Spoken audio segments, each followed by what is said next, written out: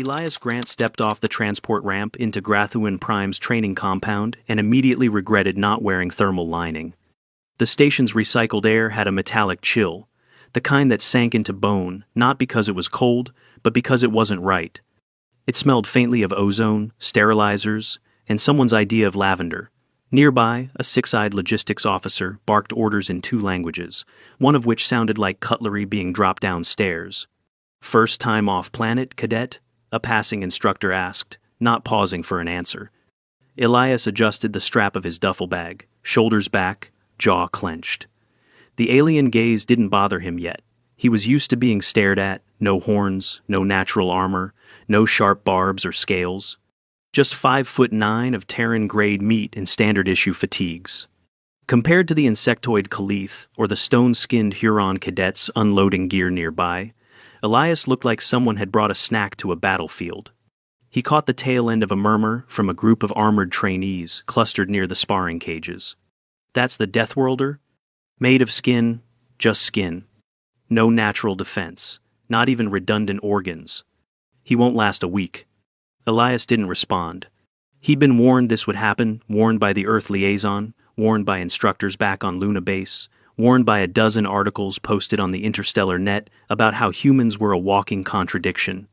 He moved toward the assignment board, trying to ignore the way it felt like the whole room tilted with each step in the station's inconsistent gravity. It wasn't nausea, exactly, more like his organs were filing protests. He tapped his ID chip to the console, waited for his quarters assignment, and heard it before he saw him. "Careful, Deathworlder. The wall might bruise you." Elias turned. The speaker was huge. 6 limbs, heavily plated shoulders, slitted eyes, and the unmistakable air of someone used to being the loudest voice in the room.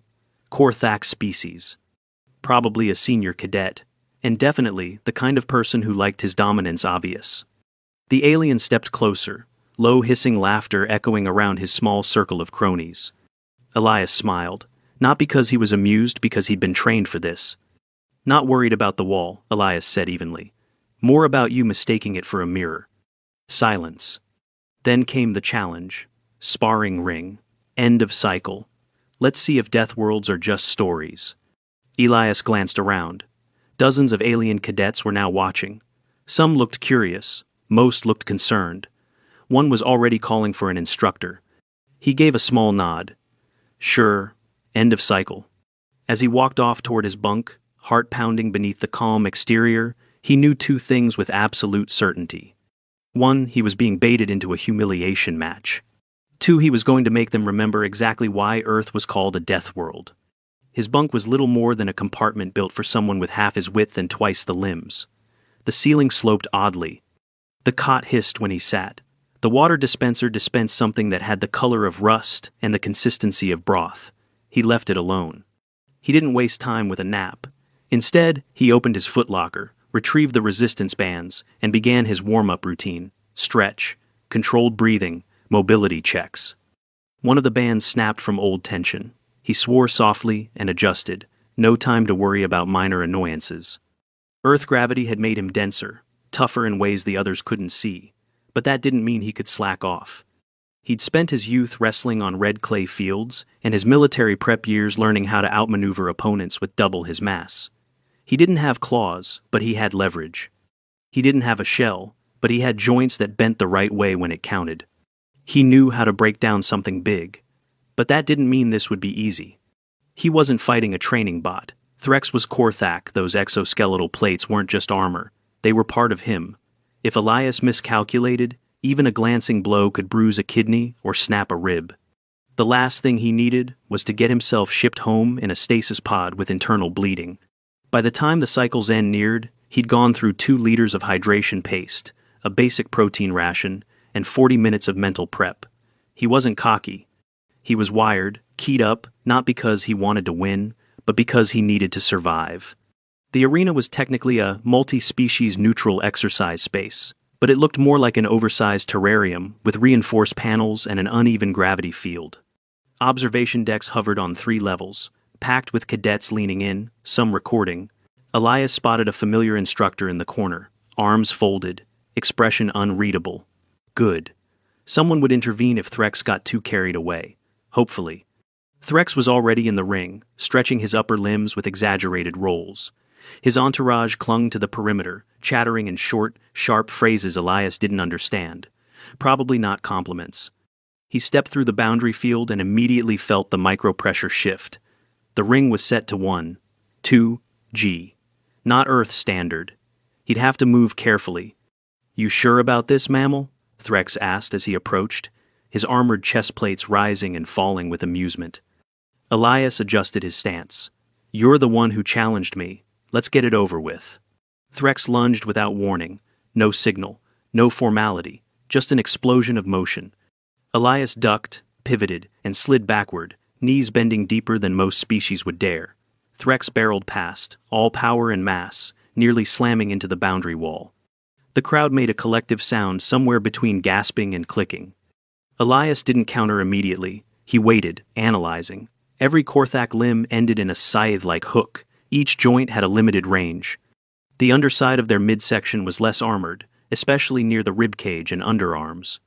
Threx charged again. This time, Elias stepped into it not to match force, but to deflect it. He ducked low, pivoted, and brought his elbow into the side of Threx's inner shoulder joint. Not hard. Just precise. Threx stumbled. Now came the confusion. Elias could see it flash across the alien's features. How could something so soft hit a nerve that hard? "You trying to tickle me?" Threx growled, trying to cover the pain with bravado. Elias didn't answer. He waited. Korthaks were fast, in short bursts. But they weren't built for adaptive change. Elias was. The next few exchanges were quicker.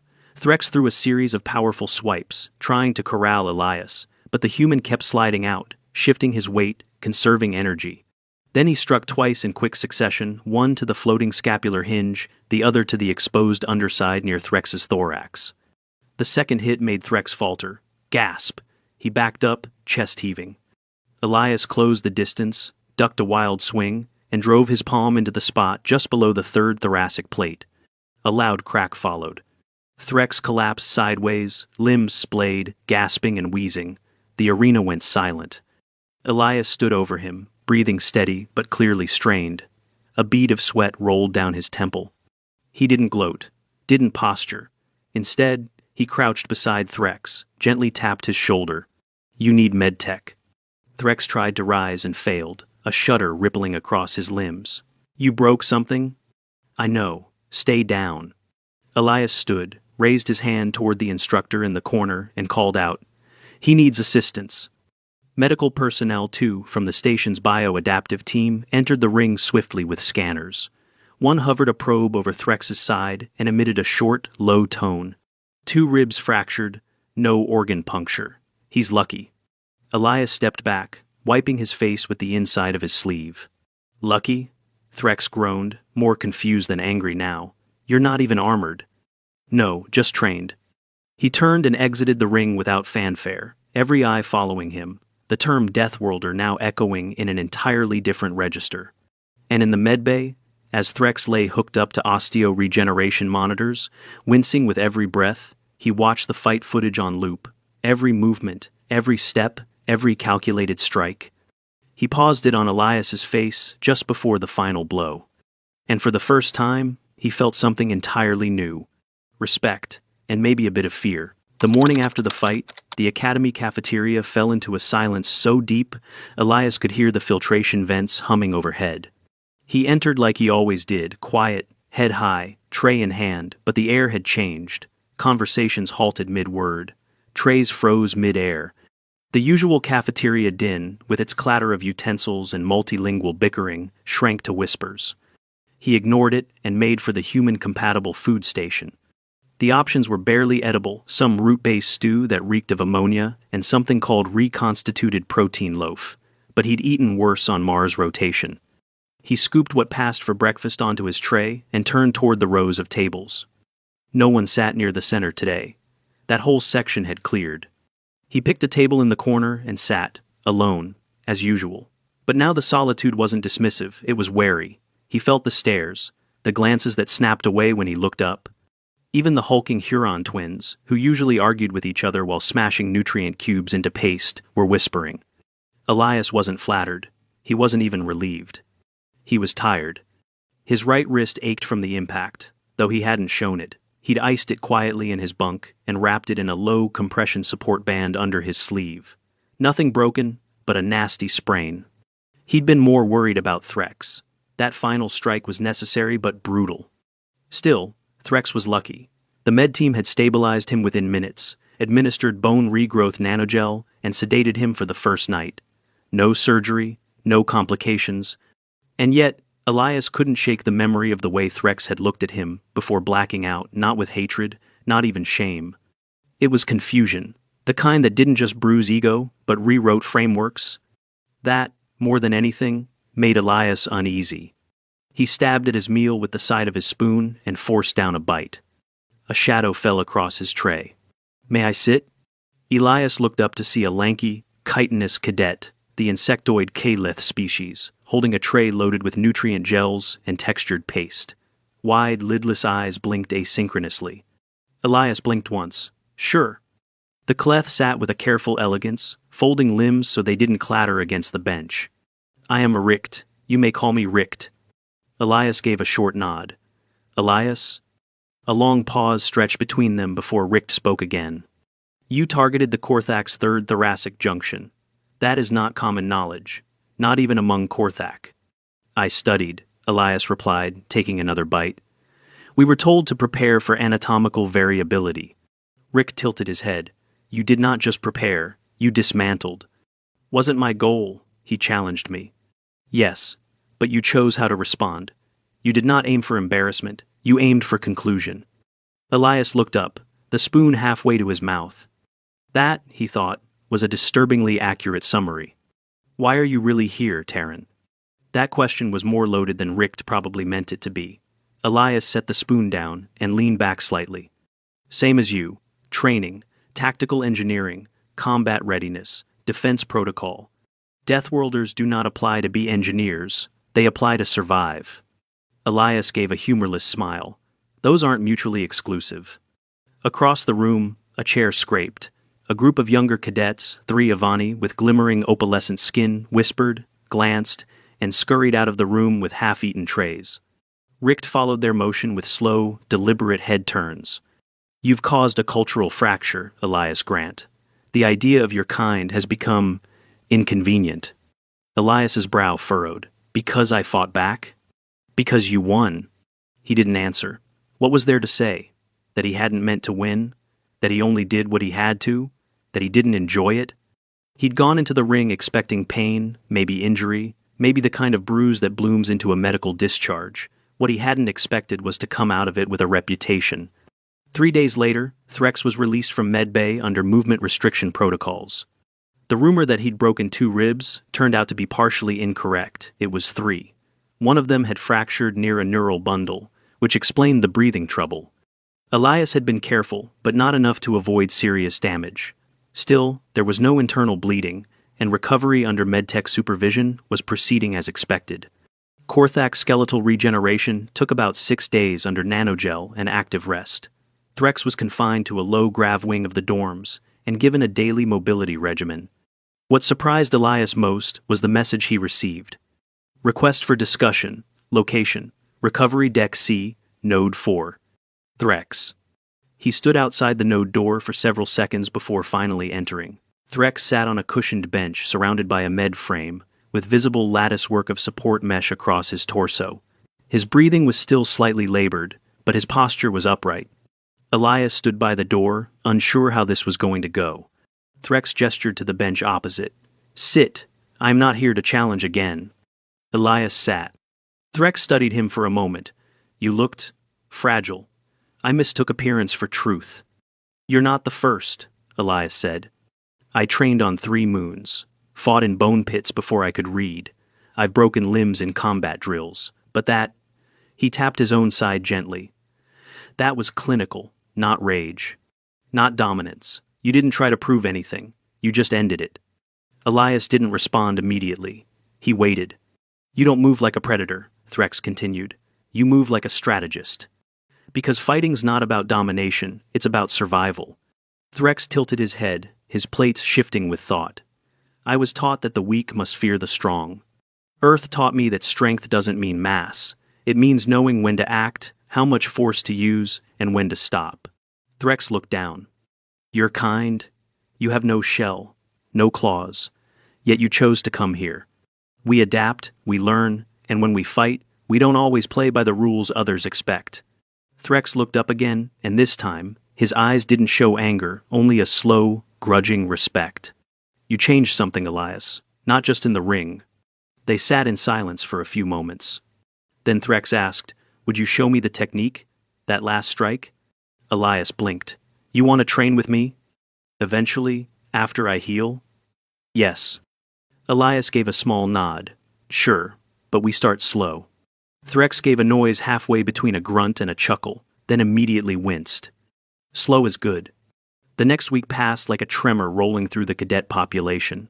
The whispers didn't stop, they changed direction. Elias wasn't feared.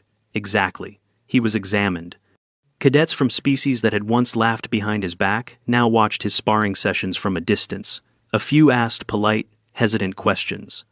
Two of the Bronnery, a race of amphibious tacticians, asked him to review their grappling form. A Huron cadet offered him his spot in line at the 0G chamber. Richt appeared at his meals regularly now, part conversation partner, part observer.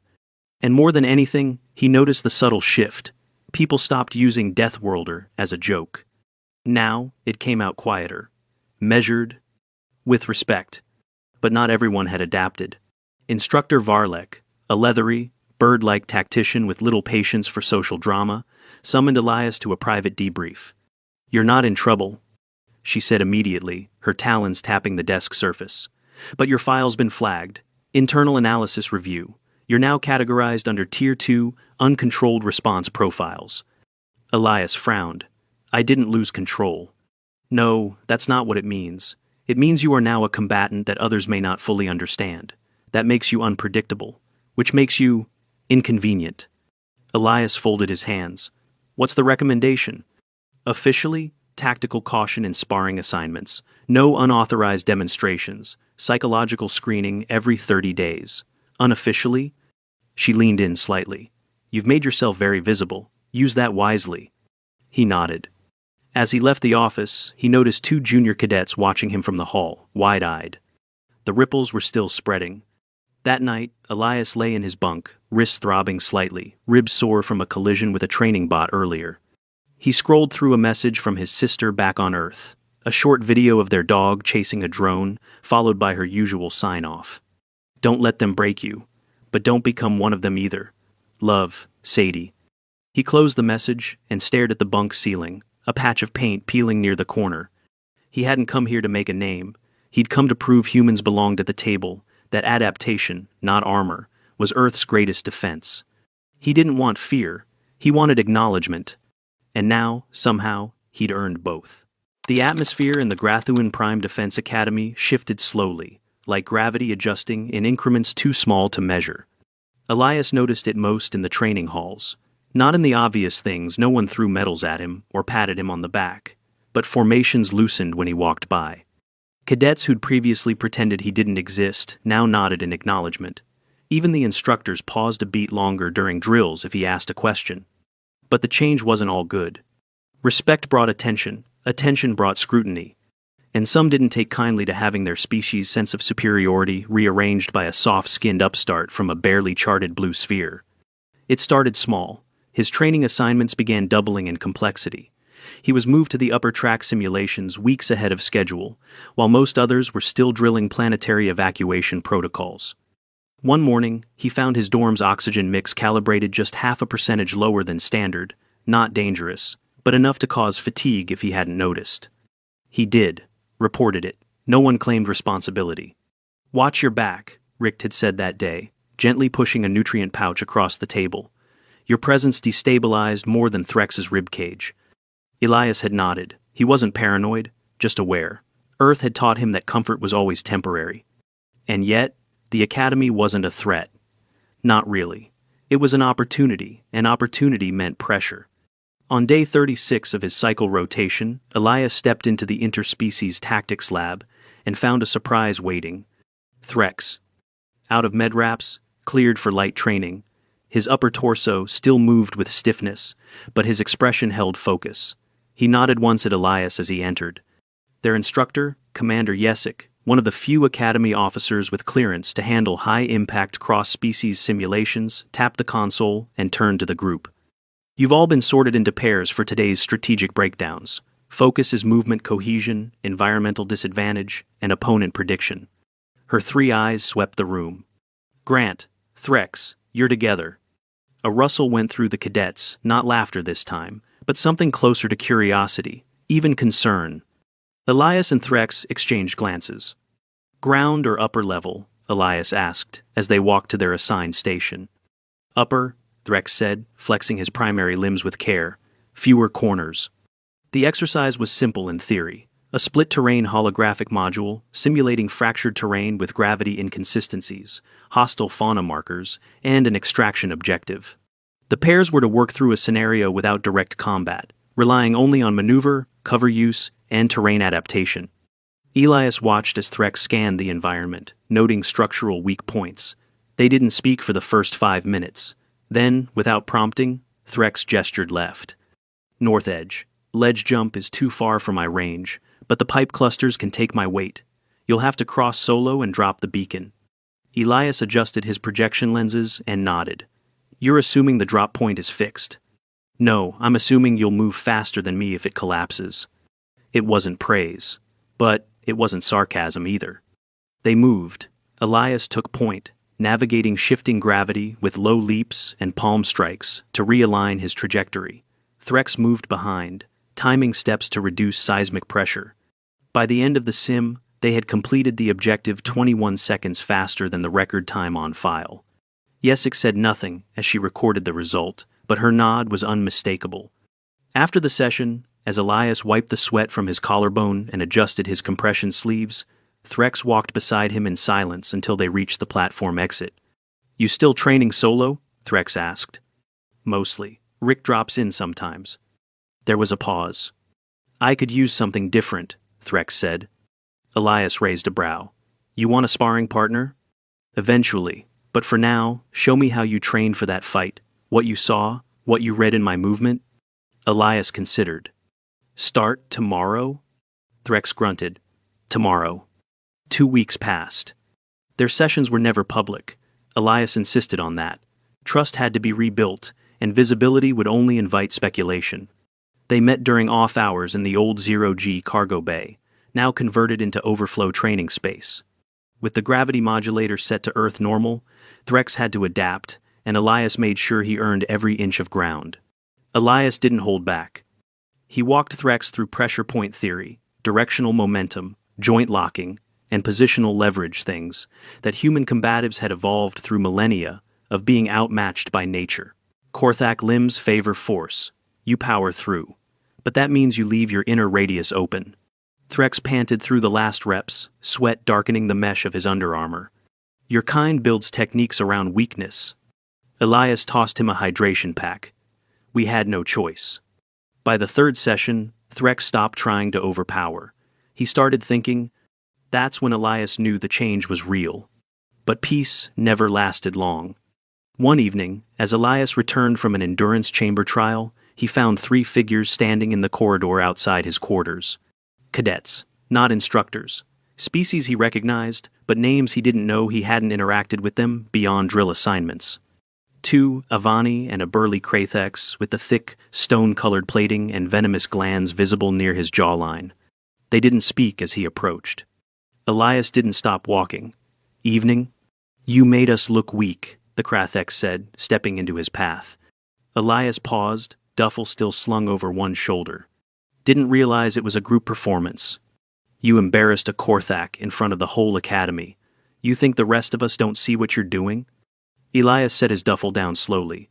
I fought back when I was challenged. That's it. One of the Avani stepped closer, silver eyes narrow. Your kind wasn't supposed to be more than a curiosity.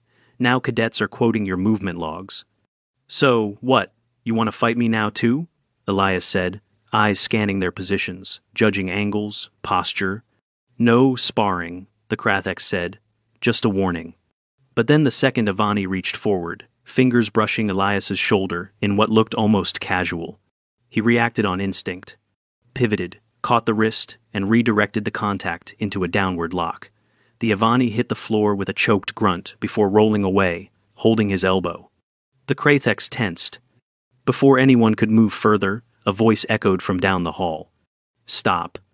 Threx, fully armored, fresh from his own session, standing with arms folded. "This isn't discipline," he said, voice loud enough to carry. "It's cowardice." The Krathex turned, face darkening. "We're not finished." "You are," Threx said, stepping closer. "Unless you want to find out how it feels to lose again." For a long moment, no one moved. Then the Krathex hissed, turned, and stalked away. The Avani followed, silent. Elias let out a slow breath and retrieved his duffel. "You didn't have to step in," he said quietly. "No," Threx replied, "but I wanted to." Later that night, Elias sat in the dim corner of the gravity-neutral observation deck. It overlooked the practice yards, now empty. He held a cold wrap to his wrist again, the same one that had flared back up after the Avani scuffle. Footsteps approached, light and uneven. Richt settled beside him, unfolding a long limb to rest across the bench. "They're not going to stop," Richt said softly. "Not all of them. Some will never accept that your kind deserves to be here." "Not looking for acceptance." Richt's voice was oddly gentle. "Then what are you looking for, Elias Grant?" He was quiet for a long time. "Change." Richt's eyes blinked out of sync. "Change rarely comes without cost." Elias looked down at the cold wrap. "Yeah, I'm figuring that out." Below them, the nightlights cast long shadows over the empty sparring grounds. From the silence, something was growing. Not dominance, not fear. Respect. Earned the hardest way possible. The quarterly assessment drills at Grathuan Prime Defense Academy were a spectacle, but not for show. They were mandatory combat evaluations, designed to measure how well cadets could adapt under unpredictable stress. Not just sparring or sim runs, but complex, unscripted live engagements, every species' physical traits, cognitive processes, and tactical learning measured against high-stakes chaos. No warning of the scenario, no time to prepare. It was tradition, it was brutal, and it was public. This time, the instructors upped the ante. Teams would be randomized across species and disciplines. No units, no friends, no safety net. Cadets buzzed with anticipation. Some sharpened their claws or preened external sensory hairs. Others whispered guesses about what kind of test would drop this cycle. Elias was quiet. His wrist, finally healed after weeks of careful taping and targeted therapy, still ached in cold air. But he'd been cleared for full duty. The soreness was a souvenir now, not a liability. When the names were posted on the central holo board, he stepped forward and read his assigned team. Team 14. Elias, Grant, Human. Threx, Korthak. Ilc Avani, Logistics Track. Bortek Huron, Heavy Infantry. A mixed bag. And not a friendly one. Ilse was the same Avani who tried to intimidate him outside his dorm weeks earlier. She didn't speak to him as they filed into the armory, though her eyes lingered a moment too long before snapping away. Bortek didn't even look at him. The massive Huron adjusted the gravity dampeners on his shoulders, his thick, shale-colored skin creaking under the straps. Threx was the only one who gave him a nod. Their instructor, Commander Yesik, explained the parameters flatly. Simulated hostage extraction from a low-oxygen mining facility on Sarin 4. Real gravity, real time, live coordination. 10-minute delay between comms. Environmental hazards, random. Target, recover or neutralize. Teams compete. Top 3 receive priority placement for advanced rotation. Bottom 3 repeat course under supervision. There were 14 teams. No one wanted to land in the bottom. They were shuttled to the Simdex, suited up, and sealed into the scenario chamber, a cavernous, modular arena, programmed to mimic the treacherous terrain of Sarin IV, unstable ore caverns, low-visibility mineral dust, and gravity fluxes that could drop or spike in the blink of an eye. As the countdown started, Elias pulled on his filtered mask and ran through his plan. He didn't try to take command. Threx was naturally loud, Bortek naturally stubborn, and Ilse wasn't about to take orders from a Deathworlder. So he watched. Listened. Waited. The scenario began.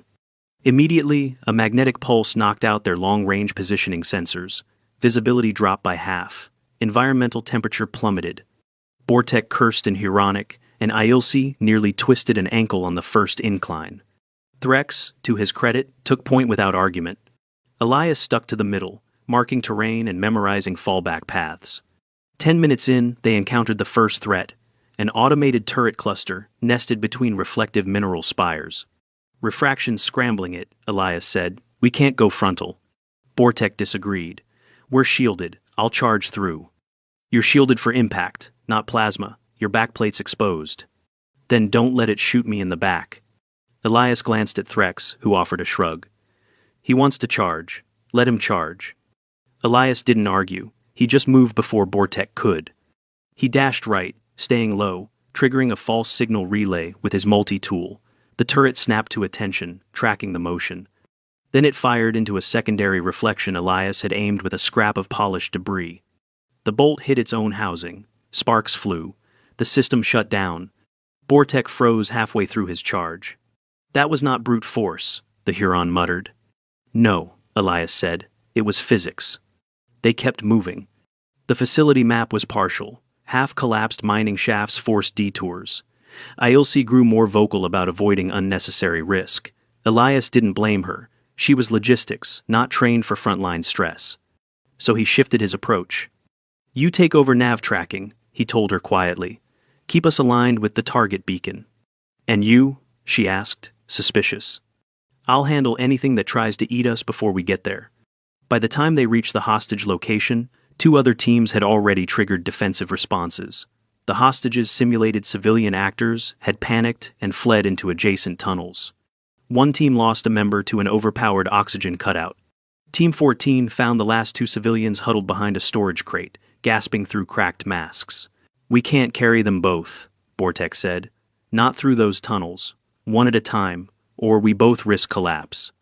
I'll go, Elias said, already unsealing his backup oxygen. You're the smallest, Threx agreed. Fastest through the narrow passage. Ailsi frowned. The beam structure's unstable. Elias gripped the edge of the crate. Then don't let it fall. He slung the first civilian over his shoulder and ran, the dust stinging his eyes even through the mask. Halfway through the tunnel, the floor gave slightly beneath his foot. He caught himself, adjusted, kept going. Dropped the civilian safely near the evac beacon, then turned back. The second trip was harder. His legs burned from the constant gravity shifts. His lungs itched from trace particulate, even through the mask. But he didn't slow. By the time he exited the tunnel the second time, he was soaked through and moving on instinct. They reached the evac point just as the buzzer rang. Time, 11 minutes, 44 seconds. Third fastest. The rankings were posted the next morning. Team 14 had placed second. Officially, the debrief praised coordination under duress and cross-species adaptability. Unofficially, the whispers started again. But they were different now. Ailsi stopped him in the corridor later that day. You risked yourself, instead of letting Bortek go first. Elias paused. He wouldn't have fit through that shaft. You could have waited. We all could have gone back together. And waste 30 seconds we didn't have? She nodded slowly. I misjudged you. He shrugged. You wouldn't be the first. Threx walked up behind her, arms crossed. Cadet Grant, you are now officially boring. Elias blinked. What? You keep ruining everyone's expectations. It's tedious. Ailsi cracked a smile. He's right. Elias rolled his eyes. Glad to be of service. Instructors began requesting him for simulations with cadets from high-risk worlds. Species with unpredictable physiology, unorthodox movement patterns. Elias took the assignments, not because he wanted the attention, but because he was finally being seen for what he brought, not what he lacked. A week later, in the instructor's strategy archive, a quiet update was logged by Commander Yesick. Cadet Elias Grant, Earth. Combat assessment. Operates with high restraint under pressure. Tactical efficiency exceeds standard projection for Deathworld origin cadets. Pain tolerance above norm. Behavioral observation. Demonstrates cooperative reflexes. Avoids unnecessary conflict. Psychological unpredictability remains a concern recommendation. Monitor during mixed species deployment scenarios. Summary. Do not provoke unless prepared for outcomes beyond standard engagement doctrine. Pain tolerance. Disturbing. Adaptability. Extreme. Recommendation. Avoid provocation. The file was quietly copied to all field instructors in the upper quadrants. Deathworlder was no longer a joke. It was a warning. Threx sat in the observation room one evening, watching the archived footage of their Sarin the 4 assessment. Elias, half collapsing after the second evac run, was still upright, still breathing, still alert. Soft skin, Threx muttered aloud, but spine of steel? He let the footage run again. This time, when Elias vanished into the dust with a stranger over his shoulder, he didn't just see a man from a dangerous planet. He saw someone willing to take pain in stride, not for glory, for the team. And in the quiet hum of the playback room, Threx nodded once to himself. The galaxy wasn't ready for humans. But it had better start adapting.